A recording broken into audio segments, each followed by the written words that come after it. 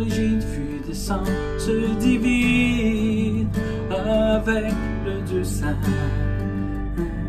Il avait sa nature, sa gloire sans mesure, ses attributs divins, loin de mettre sa joie à trouver une proie dans son égalité avec le Dieu suprême. Il s'abaisse à lui-même avec humilité. Toudoudou, toudoudou, toudoudou. Le roi de tous les hommes ici-bas voulut naître en simple serviteur. Esclave volontaire, il a vécu sur terre, sans éclat, sans honneur, homme parmi les hommes. Il fut ce que nous sommes, en tout semblable à nous, sans apparence, dans son obéissance, il alla jusqu'au bout.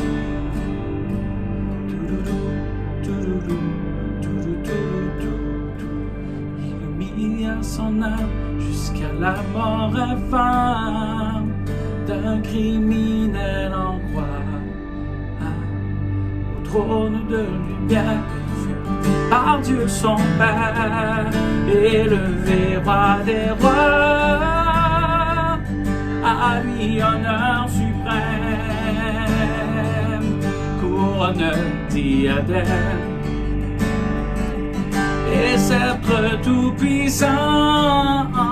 Jésus, nom qui surpasse dans le temps et l'espace tous les noms existants. Toudoudou, toudoudou, toudoudou. Devant Jésus le Maître, un jour devront paraître hommes, anges et démons. Dans les cieux, dans ce monde, sous la terre et sous l'onde, tous genoux fléchiront, en mettre tous l'acclament, toute bouche proclame. Jésus-Christ est Seigneur, à la gloire du Père. Le ciel, l'enfer, la terre exalte le vainqueur. En mettre tous l'acclament, toute bouche proclame. Jésus-Christ est Seigneur, à la gloire du Père. Le ciel, l'enfer, la terre exalte le vainqueur. Toudoudou, toudoudou, toudoudou, toudoudou, toudoudou, toudoudou, toudoudou.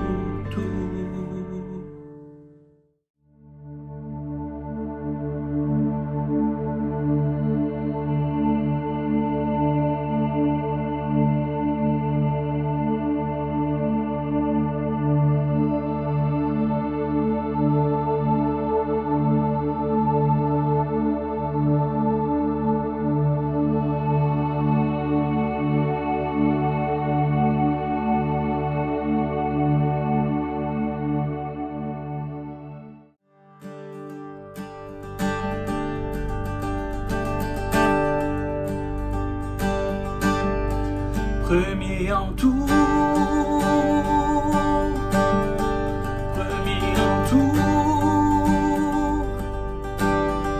Jésus, ta mort est ma vie, ta vie est ma victoire.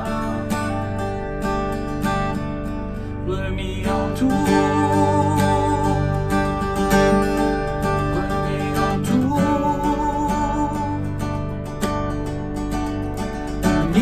Mystère de Dieu, nos vies sont à tes pieds. Jésus, sois le premier. Avant la fondation du monde, Dieu t'a fait roi de son royaume, premier-né de toute la création. Toutes choses subsistent en ton nom. Tu es la tête du corps, éternellement. Premier-né d'entre les morts, le Fils du Dieu vivant. Premier en tout, premier en tout. Jésus, ta mort est ma vie, ta vie est ma victoire. Premier en tout, premier en tout. Mystère de Dieu, nos vies sont à tes pieds. Jésus, sois le premier.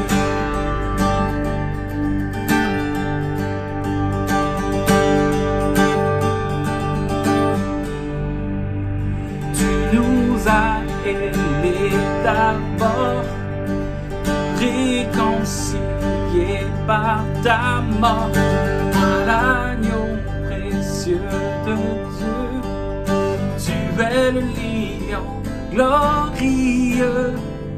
Tu as rompu les chaînes de notre nature humaine. Par ta grâce voulons marcher dans nos vies, sois le premier, premier en tout,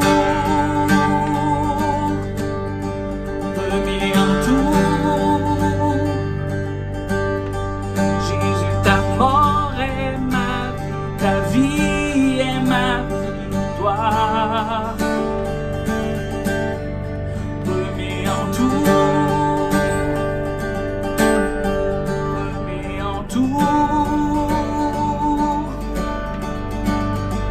Mystère de Dieu, nos vies sont à tes pieds. Premier en tout, premier en tout. Jésus, ta mort est ma vie, ta vie est ma victoire. Premier en tout.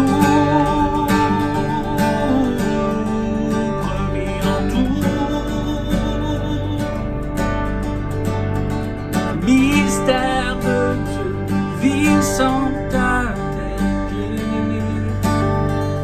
Jésus, sois le premier.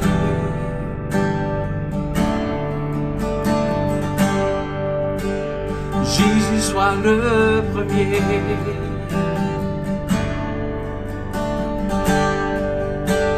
Jésus, sois le premier.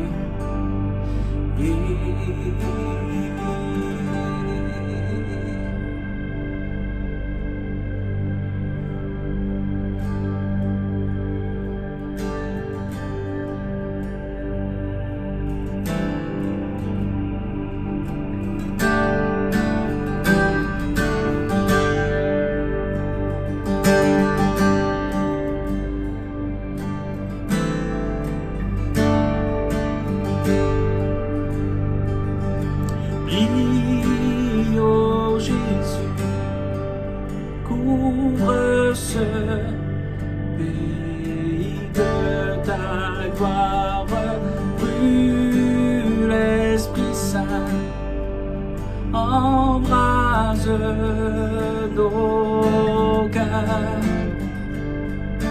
coule en torrent de ta grâce. Remplis les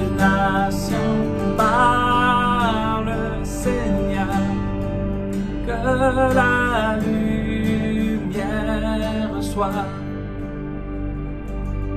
Prie, ô Jésus, couvre ce pays de ta gloire. Brûle l'Esprit Saint, embrase nos cœurs.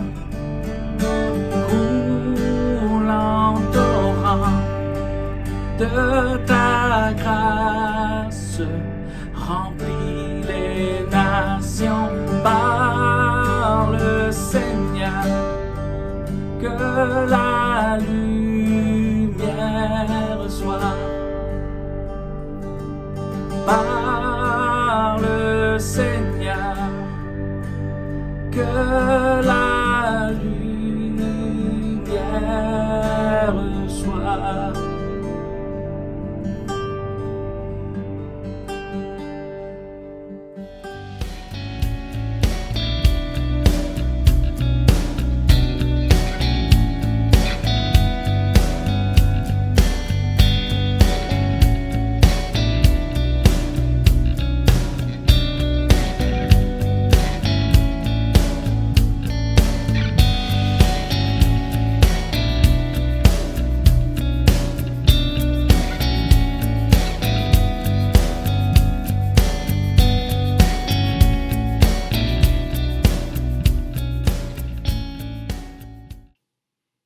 Bonjour. Aujourd'hui, on va poursuivre dans l'Épître aux Colossiens. Toujours au chapitre 1, on va être rendu maintenant dans les versets 15 à 20. Dans ces thèmes, c'est-à-dire dans cette portion des Écritures, c'est de voir l'importance, la place qu'occupent les chants, les hymnes dans nos églises. Et aussi, comment on peut avoir des paroles certaines, des choses qu'on peut se répéter. Avant d'aller plus loin, on va remettre ça au Seigneur et puis on va commencer la lecture de la parole de Dieu. Alors Seigneur, merci de nous accorder ta parole. Qu'elle puisse trouver dans nos cœurs une réception, Seigneur Dieu. S'il vous plaît, enseigne-nous, fortifie-nous. Tu connais les besoins de tout le monde qui écoute en ce moment. Viens nous visiter, Seigneur Dieu, car tu es tout-puissant et pour toi, rien n'est impossible.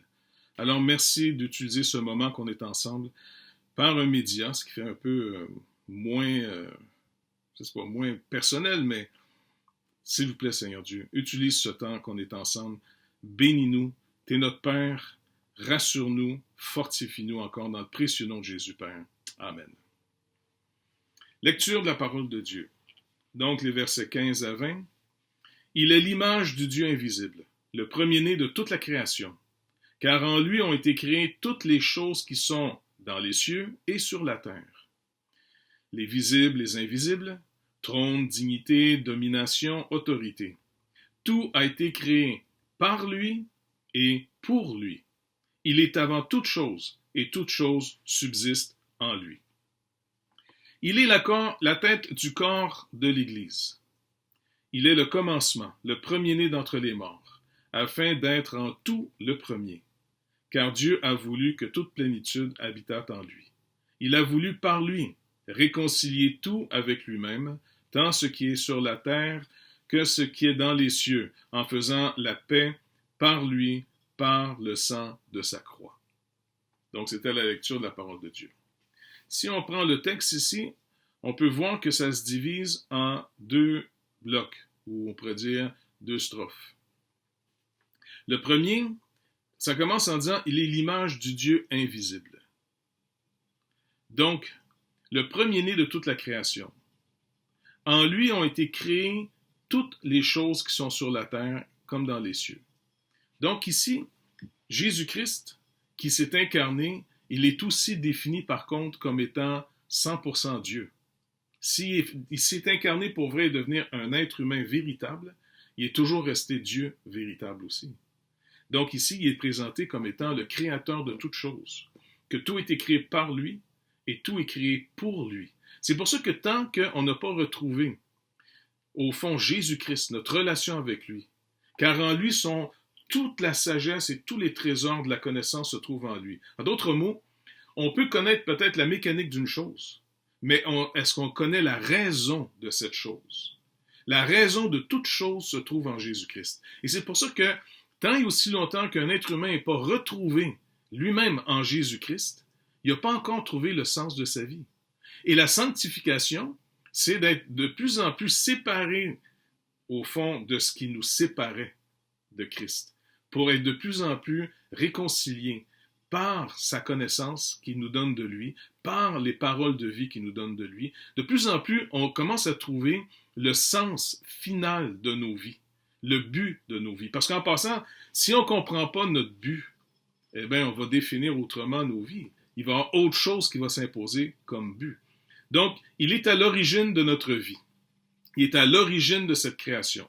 C'est le point de départ. C'est par lui que toutes choses ont été créées et c'est pour lui.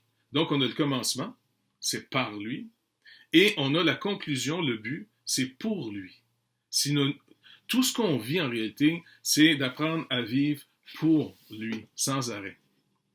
Et donc, il faut cette connaissance, il faut cette relation rétablie d'abord que Dieu nous accorde par la rédemption, parce que juste avant, il était dit, en qui nous avons la rédemption, la rémission des péchés. Donc, ici, dans les versets 15 à 17, comme on le voit, ces versets-là nous montrent finalement qu'il est d'abord l'image du Dieu invisible. Donc, quand il est l'image du Dieu invisible, c'est en contraste avec il est la tête du corps de l'Église. Donc, vous allez voir, c'est comme un parallèle. Prenez finalement vous-même le texte, là, 1 à 17, et prenez après ça 18 à 20. Regardez, l'introduction, il est présenté d'abord comme l'image du Dieu invisible. Donc, on peut connaître Dieu maintenant par Jésus-Christ. C'est pour ça qu'il nous est dit que le seul intermédiaire entre Dieu et les hommes, c'est Jésus-Christ, homme. Donc, c'est important pour nous de réaliser que connaître Jésus, c'est connaître Dieu. Connaître Dieu d'une manière, on pourrait dire, assimilable. Dans le sens de manière que c'est accessible pour nous. Parce que c'est le Dieu invisible qui devient finalement manifesté visiblement. Il est l'image. Donc, c'est vraiment fascinant parce que par cette illustration ici, il est l'image du Dieu invisible, comme créateur, mais aussi comme homme. Il nous rappelle, au fond, la raison de notre création. Vous vous rappelez dans la Genèse au début? Faisons l'homme à notre image. L'homme et la femme, il les a créés à l'image et à la ressemblance de Dieu. Pourquoi? Afin qu'ils reçoivent l'autorité que Dieu va déléguer aux êtres humains pour être, au fond, les gérants, les régnants par lui sur toute sa création. Et c'est pour ça que dans l'Épître aux Hébreux, il nous est rappelé que le monde à venir qui s'en vient, il ne sera pas sous l'autorité des anges, mais sous l'autorité de l'être humain, par Jésus-Christ. Et ça, c'est fascinant. C'est pour ça que Paul va même rappeler aux Corinthiens, lorsqu'ils avaient finalement des conflits dans leur Église, et puis ils allaient plaider finalement devant les tribunaux de gens qui ne connaissaient pas Dieu, en leur disant, écoutez, il n'y a pas des gens assez sages chez vous que vous ne pouvez pas faire un jugement. Est-ce que vous avez oublié qu'un jour, vous allez juger les anges? Est-ce que vous avez perdu de vue la formation et l'entraînement que Dieu vous donne? Dieu est votre Père. Vous avez été adopté pour être éduqué par votre Père. Donc, c'est pour ça que l'Épître aux Hébreux reprend ce thème. Entre autres, quand il dit « Ne méprise pas la correction », ça fait partie des proverbes. Mais pourquoi Dieu nous éduque? Pourquoi nous éduquons nos propres enfants? Afin qu'ils soient équipés et capables d'entrer dans cette vie mieux équipés, pour réussir, donner toutes les chances de leur côté pour mieux réussir une vie. C'est ça, d'avoir une bonne éducation. C'est vraiment quelque chose d'extrêmement précieux. Donc, comme il est dit, ici, dans l'Épître aux Hébreux, de se rappeler finalement que de fortifier nos mains languissantes, verset 12 du chapitre 12 ici. Mais même au verset 7, quand il commence en disant « supporter le châtiment ». Donc, un châtiment, c'est jamais agréable, c'est une correction. Supporter le châtiment, c'est comme des fils que Dieu vous traite. C'est comme des fils, des filles et des fils de Dieu. On est en formation, en entraînement aujourd'hui, d'abord pour apprendre à chercher la connaissance de Dieu, la volonté de Dieu, discerner finalement ce qu'il lui prépare afin de le suivre. Et non pas d'avoir cette impression que le péché produit dans notre vie d'une forme d'indépendance, d'autonomie, que tout m'appartient. En réalité, je ne m'appartiens même pas à moi-même. Quand on entend aujourd'hui sans arrêt toutes sortes de paroles non certaines, que le monde se donne, le monde aussi se donne à eux ce qu'ils veulent appeler eux des paroles certaines qui sont très très non certaines. Quand on entend cette déclaration continuelle, c'est mon corps, c'est mon corps. Et ça justifie par exemple je sais pas, même l'euthanasie. Les gens disent non, c'est ma vie, c'est mon corps, je peux me disposer comme je veux. Ou encore l'avortement, c'est mon corps. Même on sait l'enfant qui est tué, c'est pas le corps de la femme. Il est dans son corps, c'est vrai, il est formé dans son corps, mais c'est pas son corps. Mais toutes ces petites paroles, vous remarquez que le monde s'en donne des petites paroles pour maintenir une perception, une interprétation. Je me donne des droits basés sur c'est mon corps, c'est ma vie. Nous, dans le Seigneur, Paul nous rappelle, rappelez-vous, vous avez été rachetés à un très grand prix. Vous ne vous appartenez plus. Si vous aviez l'impression, l'idée du péché dans votre vie avant que c'était votre vie, maintenant, c'est pas votre vie, c'est la vie de Christ. Nous vivons pour sa gloire. Nous vivons pour lui. Donc, ça, c'est des petites paroles certaines que nous aussi, il faut se rappeler dans l'Église sans arrêt. Je ne m'appartiens pas, j'ai été racheté. J'appartiens à Jésus-Christ. J'appartiens à Dieu. Quand je considère mes frères et sœurs dans l'Église, ils ne s'appartiennent pas, ils ne m'appartiennent pas. Ils appartiennent toujours à Dieu. Nous sommes ses enfants, les enfants du Père, et nous sommes à lui. Donc, c'est des petites phrases de rien, mais qui peuvent avoir un impact solide. C'est comme des clous que tu peins pour solidifier ta structure. Ces petites paroles certaines. Donc, c'est pour ça que ici, supporter le châtiment, c'est comme des fils que Dieu vous traite. Car quel est le fils qu'un père ne châtie pas? Mais si vous êtes exempt du châtiment auquel tous ont part, vous êtes donc des enfants illégitimes et non des fils. En d'autres mots, Dieu ne vous reconnaît pas comme ses propres enfants. Dieu éduque pas les enfants des autres. Il éduque ses propres enfants. Et c'est pour ça que c'est un classique, celle-là, encore une fois. Combien de fois on l'a rappelé, si vous faites quelque chose de pas correct, vous êtes dans une petite gang, OK? Et puis finalement, vous faites quelque chose de pas correct, de mal. Tout le monde se sauve. Devinez qui va se faire pincer. Si vous êtes enfant de Dieu, vous vous échapperez pas aux autorités.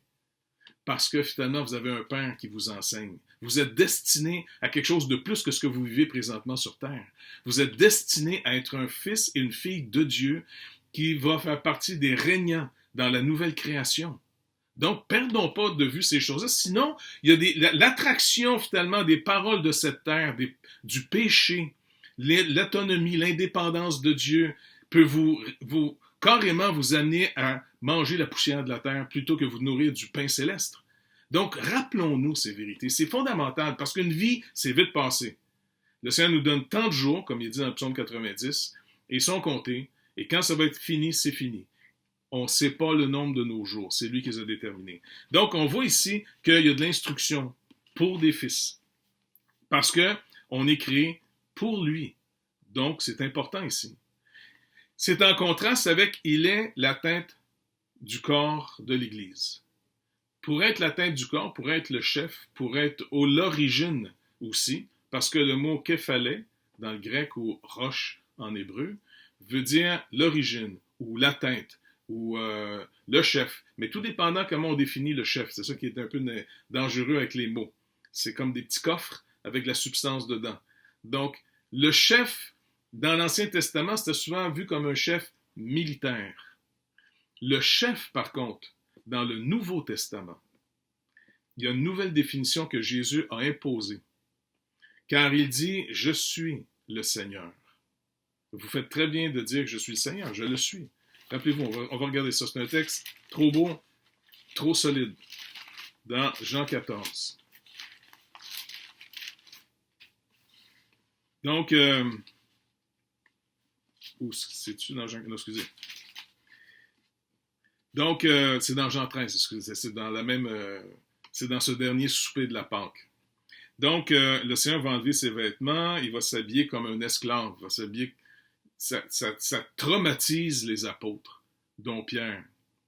Et puis Jésus leur dit au verset 10, « Celui qui est lavé n'a besoin que de se laver les pieds pour être entièrement pur. Vous êtes purs, mais non pas tous. » Il y en a un qui était là, impur encore, Judas. Il est toujours là, il va partir après. Car il connaissait celui qui le livrerait. Mais il dit ici, verset 13, « Vous m'appelez maître, un maître. Vous m'appelez maître et Seigneur. Et vous dites bien, car je le suis. Si donc je vous ai lavé les pieds, moi, le Seigneur et le maître, vous devez aussi vous laver les pieds les uns les autres. Car je vous ai donné un exemple, afin que vous fassiez comme je vous ai fait. » Je vous donne un exemple. Je vous rends manifeste. Je ne vais pas juste vous le dire, je vous le rends manifeste. J'ai pris la peine de vous laver les pieds. Et donc, vous allez apprendre à vous laver les pieds. Donc, vous voyez que le nouveau chef, le chef du royaume de Dieu, le chef de la nouvelle création, celui qui reçoit du pouvoir, de la force, de la connaissance, de l'habilité, peu importe, ce qui te rend équipé pour non dominer, mais servir. Et donc, ça, c'est tout l'ordre de la nouvelle création. Ça, c'est des paroles après, qu'ici, il faut prendre comme certaines. C'est pour ça que même certaines dénominations, certaines églises, font publiquement la cérémonie du lavement des pieds. Ils ont gardé le symbole, l'image, de le faire pour se rappeler en lavant des pieds. Et donc, je pense que pour nous, c'est de montrer ici, comme il dit au verset 16, « En vérité, je vous le dis, le serviteur n'est pas plus grand que son Seigneur, ni l'apôtre plus grand que celui qui l'envoie. Si vous savez ces choses, vous êtes heureux, pourvu que vous les pratiquiez. » Donc, on voit ici, dans le contexte de ce chant, parce que c'est un chant, c'est un psaume, c'est un hymne, ici le verset 15 au verset 20, que Paul reprend, soit qui a été, dans le sens écrit par quelqu'un dans l'Église, parce qu'oubliez pas, les gens composaient des hymnes, des cantiques, comme il dit un peu plus loin au chapitre 3, lorsqu'il dit « Entretenez-vous », tu sais, un peu plus loin, là, par des hymnes, des cantiques spirituels, chantant et célébrant tout votre cœur les louanges du Seigneur. Il dit que la parole de Christ, verset 16, 3,16, habite parmi vous abondamment. Maintenant, comment sa parole peut habiter au milieu de nous abondamment? Instruisez-vous et exhortez-vous les uns les autres en toute sagesse par des psaumes, par des hymnes, par des cantiques spirituels, chantant à Dieu dans vos cœurs sous l'inspiration de la grâce. Et quoi que vous fassiez, en parole ou en œuvre, faites tout au nom du Seigneur Jésus, en rendant par lui des actions de grâce à Dieu. Vous voyez finalement comment on peut développer, s'exercer à la piété.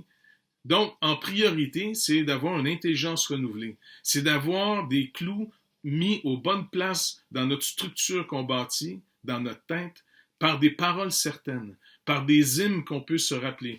Et la force d'un chant, nos chantres font en passant un très bon travail. Depuis plusieurs années, ils étudient de plus en plus comment ils peuvent nous amener par les hymnes, par des chants qu'on va célébrer dans l'Église ensemble. Ils nous amènent finalement à se rappeler des vérités absolument essentielles, des paroles certaines. Donc si on prend finalement ces deux strophes, 15 à 17, cette première strophe, elle célèbre le Créateur, celui qui est à l'origine de toute chose et celui pour qui est destinée toute chose. Donc, ça nous rappelle ça, cette première strophe, la raison de la création et le but de la création. Mais pour faire part à cette création qui va durer pour toujours, il faut être racheté. Si vous n'êtes pas racheté par le Seigneur Jésus-Christ, si vous n'avez pas connu la nouvelle naissance, vous ne verrez jamais cette nouvelle création. Vous ne pourrez jamais y participer, car c'est seulement ceux qui ont été rachetés, ceux qui ont cru en son sacrifice, qui vont participer à cette création. Et c'est pour ça que c'est le deuxième couplet. Il est la tête du corps de l'Église. Il est le commencement, le premier-né d'entre les morts. Premier-né, c'est encore un titre. Comme il disait, il est le premier-né de toute la création, il est le premier-né d'entre toutes les morts. Le premier-né, selon la définition biblique, c'est sûr que ça s'appelle, on peut prendre ça littéralement, c'est le premier qui est né. OK, c'est le premier de la résurrection d'entre les morts, c'est un fait historique. C'est le premier ressuscité dans son corps éternel. ce qui est pour nous, lui, le prémisse de ce qui nous attend, nous. OK? Ça peut être vrai. C'est un aspect d'être un premier-né. Mais un premier-né, ce n'est pas nécessairement toujours le premier qui est né. C'est celui qui est adopté pour recevoir tout l'héritage. Israël est considéré par Dieu, parmi toutes les nations, il l'appelle Israël, la nation, il l'appelle son premier-né. C'est la nation premier-née parmi les nations du monde. Et pourtant, ce n'est pas la première nation. Israël a été conçu à partir d'Abraham. Abraham vient de Ur, donc finalement qui était en Mésopotamie. Et donc, il vient d'ailleurs. Et donc, Dieu s'est formé une nation à qui il déclare « T'es mon premier-né ». Il lui donne toute l'autorité. Donc ici, il est la tête du corps de l'Église et le commencement, le premier-né d'entre les morts, afin d'être en tout le premier. Non seulement comme créateur, mais comme le premier de la nouvelle création. C'est vraiment fascinant. Il est, comme Adam était le premier-né de Dieu dans sa création, parce qu'il le fait à son image, c'était un fils de Dieu, parce que Dieu est à l'origine de cet homme. Après Adam et Ève, tout le reste, on est issu d'Adam et de Ève selon la chair. De la même manière que ceux qui vont participer à la nouvelle création sont issus de la postérité de Christ. Ésaïe 53 le définit. Qui pourra compter la postérité de cet homme? Eh bien, finalement, à moins de naître de nouveau, vous ne pourrez jamais connaître ce bonheur éternel de faire partie de la nouvelle création sur une nouvelle terre et de nouveaux cieux où là, enfin, va habiter pour toujours la justice. Il n'y aura plus de combat, il n'y aura plus de tension, il n'y aura plus de maladie, de deuil, de pleurs, il n'y aura plus de confusion qui est créée par nos natures si faibles. On va être enfin en train de vivre véritablement ce qui pour nous, en ce moment, c'est en espérance. On a juste des prémices. C'est comme si l'Esprit de Dieu en nous nous soutient, nous soulage, juste pour que poursuis, persévère, n'abandonne pas, parce que ce qui t'attend dépasse ce que tu peux imaginer du bonheur éternel. C'est des prémices qu'on a aujourd'hui. On a des avant-goûts. On est fortifié pour ne pas abandonner cette espérance, qui est à l'origine d'une meilleure définition de nos vies de tous les jours. Donc, car Dieu a voulu que toute plénitude habitât en lui. Toute la plénitude. Et là, il va corriger une erreur chez les Colossiens qu'on va voir un peu plus tard, parce qu'il y a des gnostiques qui sont arrivés pour essayer de leur faire savoir qu'il y a comme un genre de connaissance infuse bizarre qui arrive par le mysticisme. En tout cas, il va démolir une forme de vie qui est comme mêlée un peu du gnosticisme, peut-être même des Esséniens qui est arrivé. Ou encore une fois, le côté païen avec tout le côté mystique, les religions en mystère. On va voir ça plus tard quand on va arriver dans ces passages-là. Mais ici, il leur rappelle que la vraie plénitude se trouve en Jésus-Christ. Parce que vous avez été pleinement, entièrement, totalement pardonné en Jésus-Christ. Vous avez été parfaitement, entièrement et totalement justifié si vous avez été mis en Christ. C'est pour ça qu'on l'illustre par le baptême. Le baptême sauve personne. C'est une illustration de l'œuvre de Dieu de nous avoir sauvés en Jésus-Christ. Comment il nous a mis dans sa mort, comme on descend quelqu'un dans l'eau. On sort la personne de l'eau parce que ça déclare tu es en nouveauté de vie. Maintenant, tu es une nouvelle création. Et cette nouvelle création est destinée à une nouvelle terre et de nouveaux cieux. Tout va être renouvelé bientôt. En lui, la plénitude totale. Vous avez été, comme Christ a été entièrement et pleinement condamné de nos péchés. Et quand il est mort en criant, c'était quelque chose qui a glacé le sang du soldat à côté, puis c'était pas le premier qui voyait mourir. Il savait, wow, il est mort d'une mort pas normale. Et c'est pour ça que si vous négligez, tu sais, autour de nous, prions que le Seigneur nous donne d'être très alertes pour toujours observer quand est-ce que Dieu est en train de toucher quelqu'un. Prions aussi que nos vies ne soient pas une pierre d'achoppement pour que les gens continuent à trouver des excuses en nous regardant pour ne pas se tourner vers le Seigneur Jésus-Christ. Afin d'être toujours alerte, un peu comme, je sais pas moi, un chasseur. Quand tu t'en vas à la chasse, là, tu t'en vas pas en courant, puis en criant, puis tu sais, non, je suis pas un bon chasseur, j'ai jamais été à la chasse, mais j'ai vu mon beau-père aller à la chasse, il m'expliquait comment il chassait. Pour lui, là, il développe un silence incroyable. Il marchait dans une forêt, Et c'est vraiment, là, tu sais, il est aux aguets, tu comprends? Il surveille de partout jusqu'à ce qu'il trouve. Eh bien, nous, finalement, en tant qu'enfants de Dieu, on devrait avoir cette attitude, donc de toujours essayer de voir, est-ce que j'ai une opportunité de pouvoir annoncer l'Évangile? Est-ce que j'ai une opportunité de pouvoir manifester la bonté de Dieu à quelqu'un? Est-ce que je suis libre pour Dieu afin qu'il puisse me donner au prochain? Ou est-ce que je suis tellement occupé à faire ma vie, je suis tellement occupé sur moi-même, que quand tu es trop occupé sur toi, ben c'est bien de valeur que tu es rendu sourd auprès des autres. Tu sais, ça s'apprend à écouter. Ça s'apprend à regarder. Un bon chasseur, ça sait regarder. Pas que je fais de la promotion pour la chasse, là, mais... Alors, finalement, ici, le Rédempteur, on a tout pleinement en lui, et il nous rappelle dans ce cantique, il a voulu, Dieu ici, par lui, Jésus-Christ, réconcilier tout avec lui-même. Toute sa création va être restaurée, et il va y avoir finalement, par Jésus-Christ, un tri. Certains pour la vie, d'autres qui ont négligé et refusé un si grand salut pour la mort éternelle. La lumière d'un côté, les ténèbres de l'autre. La vie et la joie d'un côté, la mort éternelle de l'autre. Et donc, c'est pour ça qu'on doit rester vigilant. Nous ne vivons pas pour nous-mêmes ici. Et ça, il y a une tension entre ma chair et l'Esprit de Dieu en nous. L'Esprit nous enseigne des choses, il produit des désirs contraires à ceux de la chair. Donc, ça veut dire que j'ai encore une activité de la chair dans ma vie, dont je dois me méfier sans arrêt. Je dois rester très aux aguets aussi. Là, pas comme un chasseur, mais comme un guerrier. L'ennemi n'est pas loin. Il est en moi, il est à l'extérieur de moi, et ma chair va chercher de se nourrir pour trouver de la force, se donner des droits. De la même manière que l'homme nouveau cherche à se nourrir aussi, puissamment fortifié par le Saint-Esprit. Donc, qu'il soit plus fort dans mon homme intérieur, plus d'intérêt dans mon homme intérieur que dans ma chair. Tant que ce corps de mort n'est pas mort et enterré, il va toujours y avoir une tension. Je peux avoir des moments de force qui vont bien, mais je peux avoir des moments où je peux devenir plus vulnérable. Et je dois faire très attention. D'où l'importance de quoi je m'entoure. Avec qui j'ai communion. Ça compte. Donc, qu'est-ce que je chante? Qu'est-ce que j'écoute comme chant? Qu'est-ce que j'écoute comme parole?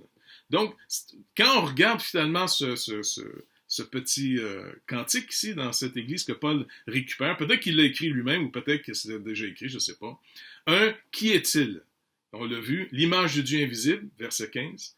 La tête du corps de l'église, verset 18. Le premier-né, verset 15. Le premier-né de la création, verset... Ici, verset 18, il est le premier-né d'entre les morts.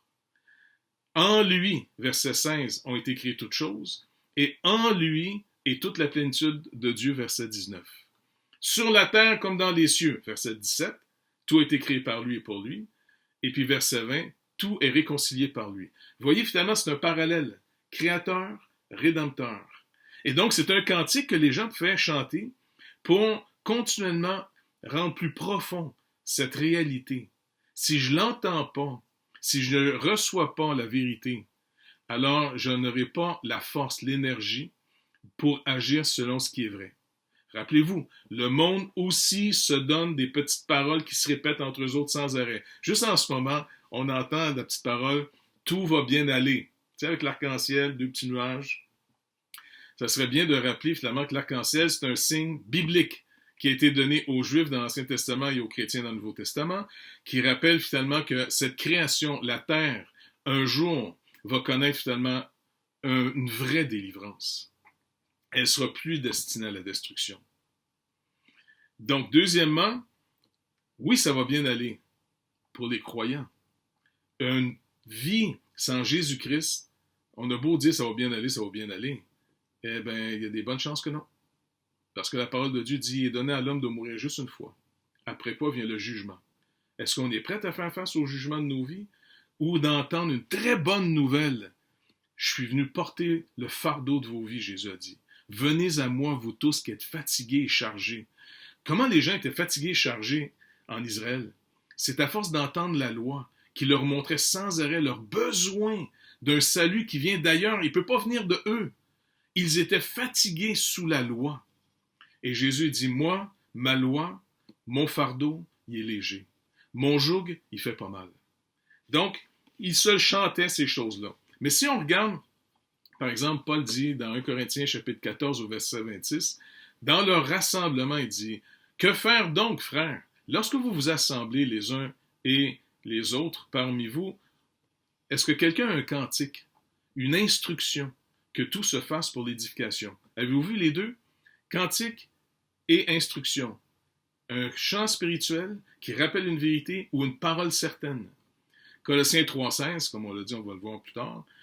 Que la parole de Christ habite parmi vous abondamment. Instruisez-vous et exhortez-vous les uns les autres en toute sagesse, par des psaumes, par des hymnes, par des cantiques spirituels, chantant à Dieu dans vos cœurs sous l'inspiration de la grâce. 1 Timothée 3,16, c'est un autre hymne. Un hymne qui semble s'inspirer de Jean 3,16. C'est une autre manière de dire la chose. C'est un hymne.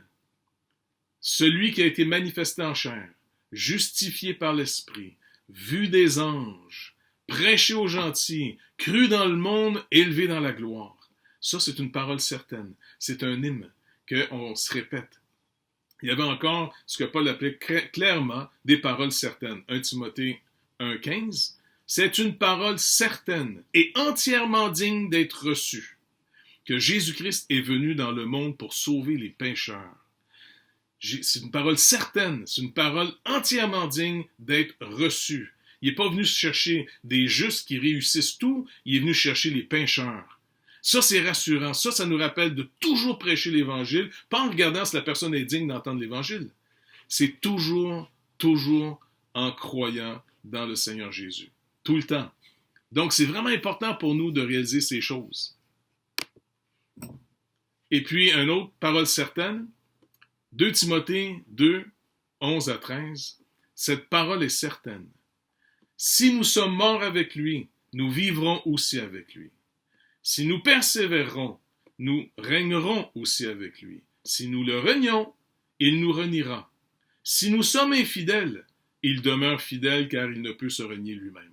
Un autre cantique, une autre parole certaine que les gens fassent se rappeler, surtout quand tu es dans l'épreuve, quand tu t'es fatigué, donc persévère car tu vas régner avec moi.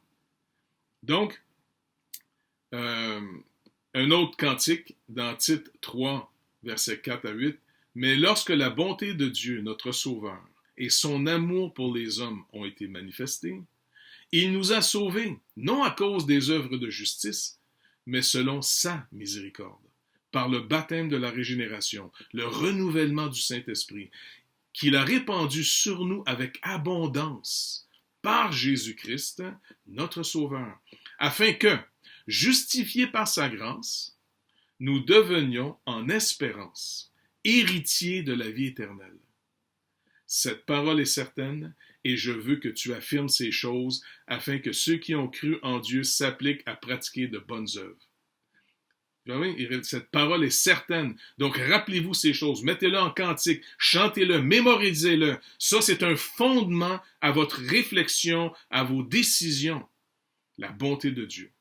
Et je vais finir en vous rappelant que même les ennemis du peuple de Dieu, il y avait un monsieur, un Romain, qui s'appelait Pline. Pline le jeune, parce qu'il y avait Pline le vieux, et lui, c'est Pline le jeune. Et il dit, voici comment Pline le jeune décrit les rassemblements d'églises primitives. J'ai trouvé ça dans les documents. Là.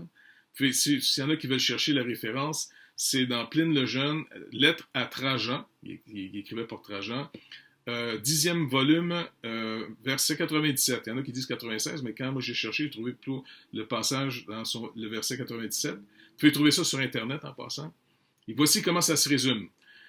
Qu'à un jour marqué, ils s'assemblent avant le lever du soleil et chantaient tour à tour des vers à la louange de Christ, comme s'il eût été Dieu, qu'ils s'engageaient par serment, non à quelque crime, mais à ne point commettre de vol, ni d'adultère, à ne point manquer à leurs promesses, à ne point nier un dépôt, qu'après cela, ils avaient coutume de se séparer et ensuite de se rassembler pour manger en commun des mets innocents. Donc, c'est comme ça que cet ennemi décrit les chrétiens qu'il persécutait, parce que c'est comme une police secrète de l'époque dans l'Empire romain sous Trajan, et puis c'est comme ça qu'il les dénonçait. voici leur manière de faire. Donc, vous voyez, ils chantaient, ils sont reconnus pour des gens qui chantaient des louanges à Christ. Donc, on chantait sa gloire, on chantait son œuvre, et puis à Christ, et en passant comme s'il était Dieu. Pour Pline, lui, il ne pense pas, mais nous les chrétiens, on sait qu'il est Dieu fait homme. Notre Dieu, notre Créateur, s'est incarné, et il est venu vivre au milieu de nous, et il va vivre avec nous pour toujours. Déjà, son esprit, Dieu est en nous, par la régénération de la nouvelle naissance. Deuxièmement, il est finalement dans sa deuxième personne notre substitut. Il a tout accompli pour nous. Et en tant que première personne de la Trinité, le Père, il est celui qui nous a adoptés dans sa famille. Il est même devenu notre Père. Donc, on va s'encourager. Que le Seigneur bénisse abondamment votre semaine. Bonjour à tous. Petite capsule pour vous informer par rapport à l'Afrique. Pasteur Cudjoe vient de recevoir finalement son camion. Donc, c'est un beau Toyota 4x4 qui va être capable finalement de l'amener finalement à faire son ministère pastoral un peu partout. Parce qu'il faut vraiment un Jeep. Parce que, croyez-moi, même il y a des places que le Jeep ne pourra même pas se rendre, il faut y aller en moto après. Dans la brousse où les petits villages sont, les petites églises qui sont en train de naître d'un peu partout. Quelle bénédiction! C'est vraiment un privilège de pouvoir être associé avec cet homme, vraiment d'une intégrité, d'une humilité. Il rend gloire à Dieu, il est extrêmement reconnaissant. Donc, merci pour tous ceux qui ont contribué, entre autres à ce camion qui va vraiment bien. Pour Tiverny, j'ai parlé ce matin avec le pasteur Odena, c'est-à-dire Dr Odena, qui est aussi pasteur souvent avec les enfants du village. Et il me dit qu'à date, ça va bien. Le village est tranquille, il est en paix. On a communiqué aussi avec Fils Aimé.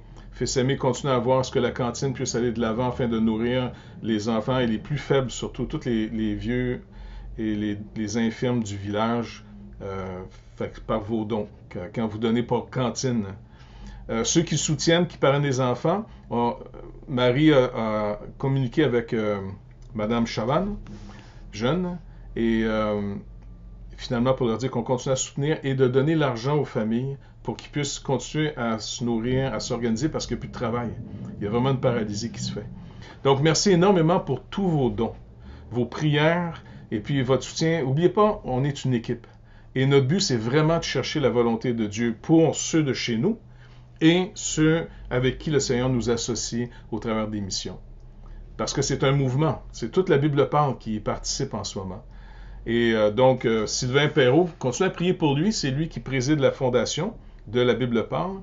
Monsieur Tremblay et Martin Tremblay, qui, eux, avec leur sœur Sonia, la sœur de Martin, naturellement, pas de Monsieur Tremblay, là, qui coachent finalement leur mission, Logos.